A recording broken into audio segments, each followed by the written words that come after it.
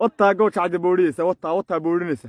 وطا جوش عاد بوريسة بنان كيدي جوادي وقوة كيا عيا جوادي ساقو ورهنا نقل عرن غنيمة إذا نحن ساق غنيمة نقل عرن لسه waan hubaa in tiro dhowr jeer aad maqashay xerada gooja cadde ee gobolka Sool halkan waa taliska ugu weyn ciidanka maamulka Soomaaliland ee gobolka Sool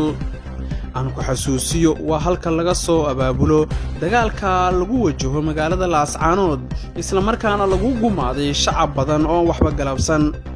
sheekadan waxaan ku dul istaagi doonaa sheekooyin yaab leh oo hadda ka imaanaya xerada gooja cadde iyo dagaal la sheegay inuu ka dhex qarxay ciidankii Soomaaliland ee ku sugnaa gudaha xerada gooja cadde tibinta warbixinteenan ka hor fadlan muuqaalkan hadduu ku soo gaaray sii sheer garee like nasar aragtidaadana la wadaag rabadaan wanaagsan dhammaantiinba saaxiibada ku xiran bogga Khadar Nasri aan ku bilaabay wararka ka imaanaya gobolka Sool gaar ahaan taliska ciidanka maamulka Soomaaliland ee gooja cadde ayaa waxay sheegayaan in dhowrkii saac la soo dhaafay dagaal qaraar ay ka dhaceen xerada gooja cadde ee gobolka Sool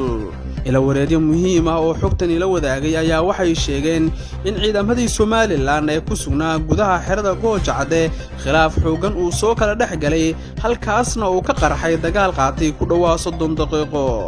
inkastoo xeradu ay tahay mid kooban haddana uu yaalo hub culus wararku waxay xaqiijinayaan in dhinacyadu ay isku weedaarsadeen madaafiic iyo sidoo kale hubka noocyadiisa kala duwan sargaal magaciisa la igu sheegay Faradheere ayaa la sheegay inuu la baxsaday hub culus iyo gaadiid tiro badan intii ay socotay dagaalka dhex maray ciidamada ka wada tirsanaa kuwa maamulka Soomaaliland khubarada dusha kala socota xeradan waxay sheegeen in haddii xaqiiqo ay noqoto warkan hadda soo baxaya ay tahay dharbaaxo xoogan oo ku dhacday ciidankii Soomaaliland ee loo diyaariyay inay duulaanka ku ekeeyaan magaalada Laascaanood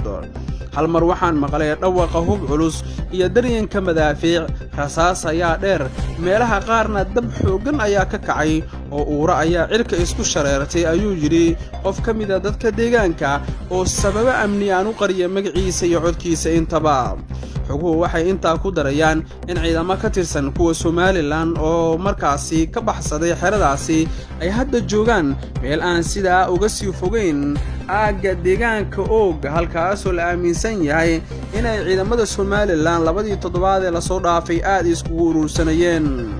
sargaal ka tirsan ciidamada SAC ayaa toddobaadkii hore la soo dhaafay wuxuu ii sheegay inuu jiro khilaaf xoogan oo u dhaxeeya taliska ciidanka maamulka Soomaaliland ee ku aadan xaaladda gobolka Sool Nuux Muuse Taani oo ah taliyaha ciidanka Soomaaliland iyo sidoo kale General Botan in lagu magacaabo ayaa xoguhu waxa ay sheegayaan inay iskhilaafeen waxaana ciidamada halka ku wada dagaalamay la sheegay inay ka amar qaadanayeen Faisal Botan iyo Nuux Taani diyaaradaha qumaatiga u kacay helicopterka loo yaqaan ayaa hadda lagu arkayaa aaga xerada gooja cadde halkaas oo la aaminsan yahay in uu ka dhacay dagaal qaraar oo sababay dhimasho iyo dhaawac wararkan wixii ku soo kordhay daawade halkan ayaad kala socon doontaa insha Allah